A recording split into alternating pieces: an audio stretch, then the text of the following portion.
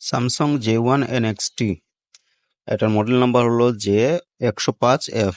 এই মডেলটার এফআরপি কিভাবে খুলবেন সেটাই দেখাবো আজকে। তো আজকে আমি দেখাবো এটা কম্পিউটার অথবা ল্যাপটপের প্রয়োজন পড়বে, পিসি ল্যাপটপ ছাড়া এটা হবে না। তবে এটা খুব সহজেই এক ক্লিকেই এফআরপি লক খোলা যাবে। এটা বাইপাস হয়, তবে বাইপাস উইথাউট কম্পিউটার বা কম্পিউটার পিসি ছাড়া বাইপাস কিভাবে করা যায় সেটা অন্য কোনো সময় দেখাবো। তো এখন আমি দেখাবো কিভাবে কম্পিউটার দিয়ে এক ক্লিকেই বাইপাস করা যায়।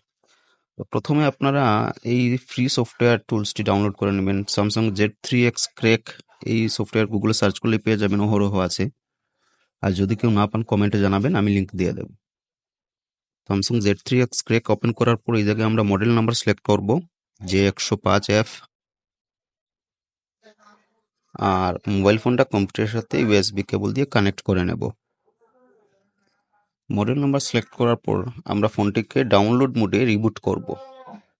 ফ্ল্যাশ প্রোগ্রাম থেকে রিবুট টু ফ্ল্যাশ। এখন ফোনটা রিস্টার্ট হয়ে ডাউনলোড মোডে ওপেন হবে। তো এখন আমাদের ফোন ডাউনলোড মোডে USB কানেক্টেড। আমরা আনলক ট্যাবে ক্লিক করব Z3X এর। এখান থেকে আমরা শুধু রিসেট এফআরপি রিয়েক্ট এই অপশনটাতে একটা ক্লিক করলেই এফআরপি আনলক হয়ে যাবে।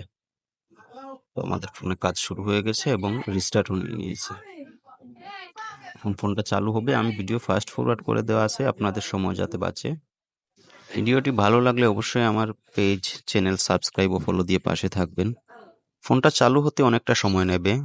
ভিডিও এখানে অনেক ফাস্ট করা, সেটা আপনারা বুঝবেন না, তাই কিছুটা অপেক্ষা করবেন এই কাজ করার সময়। আর যখন মোবাইল ফোনটা চালু হয়ে যাবে, মোবাইল ফোনের সেটিং অপশনে গিয়ে একবার ফোনটা রিসেট করে নিতে হবে। কারণ Z3X দিয়ে এইভাবে এফআরপি আনলক করার পর মোবাইলের ফোন মেমোরি লোড হয়ে যায়, কোনো স্পেস জায়গা খালি থাকে না। যারা Z3X দিয়ে এইভাবে লক খুললে তারা জানে যে এই সমস্যাটা হয়। তো মোবাইল ফোন মেমোরির প্রায় অর্ধেকের মতো লোড থাকে আগে থেকেই এইভাবে আনলক করার পর।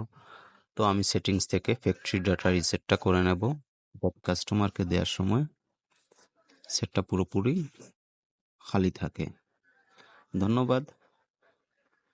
অবশ্যই লাইকস কমেন্ট করে জানাবেন ভিডিওটি আপনাদের কেমন লাগলো।